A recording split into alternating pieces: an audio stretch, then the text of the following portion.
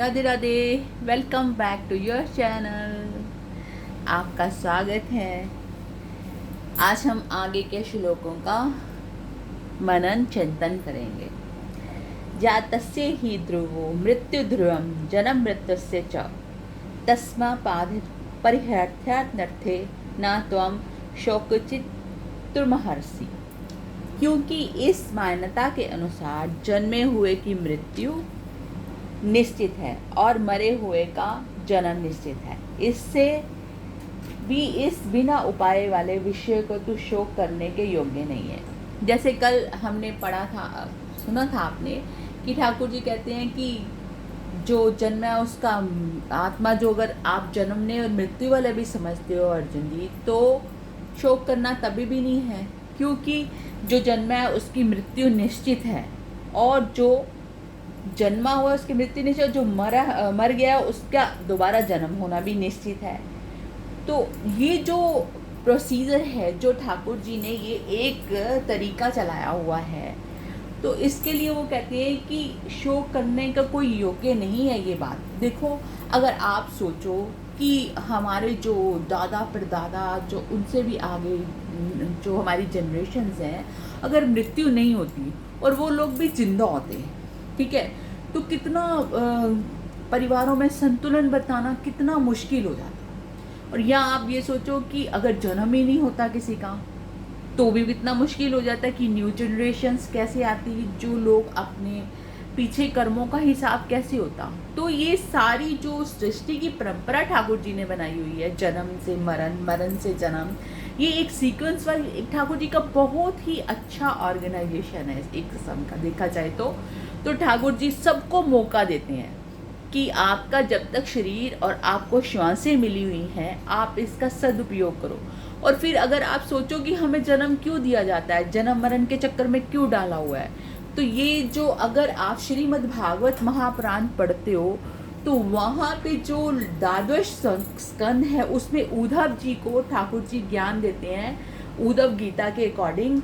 तो वो गीता जी को ही एक्सप्लेन करके बताया हुआ है उन्होंने ज़्यादा विस्तार से। तो उन्होंने यही कहा कि जो मनुष्य के जन्मों का हिसाब किताब है वो लिख के रखता हूँ, और जब उसके पाप और पुण्य बराबर हो जाते हैं, फिर उसको दोबारा मनुष्य जन्म मिलता है, मौका कि तुम अपने जीवन को सुधार के दोबारा ठाकुर जी की प्राप्ति का यत्न कर सको।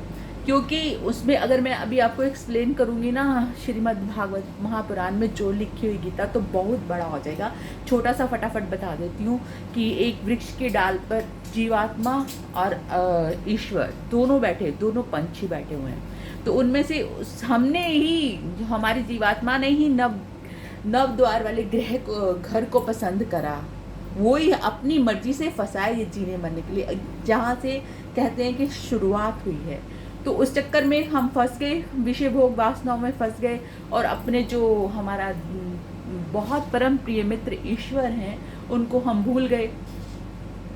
तो फिर ठाकुर जी ने ये प्रोसीजर चलाया। तो अब हम जन्म मरण के चक्कर में पड़े हुए हैं। तो ठाकुर जी कहते हैं कि आपको मौका दिया जाता है, ये जो जिंदगी, ये जो हमें शरीर मिलता है, कि वापस हम अपने उसी ठाकुर, अपने मित्र, अपने घर, उस परमात्मा के साथ मिल जाएं। तो आगे क्या कहते हैं, अव्यक्तादीनां भूतानि व्यक्त मध्यानि भारता अव्यक्त विधा निधनान्य तत्र न परिवेदना। हे अर्जुन, संपूर्ण प्राणी जन्म से पहले अप्रकट थे और मरने के बाद भी अप्रकट हो जाने वाले हैं, केवल बीच में ही प्रकट हैं। फिर वैसी स्थिति में शोक, क्या शोक करना। तो ठाकुर जी यही भी बता रहे हैं कि आप देख रहे हो, जब हम मर जाते हैं उसके बाद अस्तित्व ही खत्म हो जाता है। कुछ नहीं पता कि कहाँ गए, क्या हुआ, कैसे हुआ, ना आज तक किसी ने बताया और ना ही आगे कोई बताने वाला है।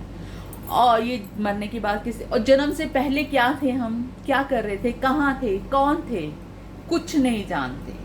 तो ये एक बीच की स्थिति है, जो कुछ साल हमें मिलते हैं, समझ लो किसी को 70-80 या मैक्सिमम 100-125 साल तक की ज़िंदगी हमें बीच की मिली है, जन्म से पहले और मरने के से पहले वाली, जन्म के बाद और मरने से पहले वाली एक कुछ लाइफ मिली है। तो उसके लिए किसी के साथ मिलने बिछड़ने का या शरीर के छोड़ने का क्या शोक करने का फ़ायदा। ये तत्व ज्ञानी जो मोह से रहित हो गए हैं, जो धीरज हैं, विवेकी हैं, जो इस बात पे बहुत गहन विचार करते हैं, वो इस प्रकार सोचते हैं। जो मोहबद्ध हैं, माया से व्याप्त है, उनके लिए तो बहुत डिफ़िकल्ट है, क्योंकि उनके लिए शरीर ही सब कुछ है, रिश्तेदारी, संसार ही सब कुछ है। लेकिन जो ज्ञानी हैं और जो जानते हैं कि हमें किस लिए भेजा गया है, क्यों आए हैं, तो वो उसके लिए शोक करना कोई भी उचित नहीं है। यही ठाकुर जी अर्जुन जी को समझाने की कोशिश कर रहे हैं। तो इसका बहुत विरुद्ध व्याख्यान है। मुझे भी एक्सप्लेन करने के लिए दिल करता और करूं, लेकिन ना क्या है कि फिर वीडियो बड़ी हो जाएगी, फिर आप सुनोगे नहीं, तो इसीलिए इसे थोड़े से मैं ख़त्म करती हूँ। चलो फिर रात को मिलते हैं। राधे राधे।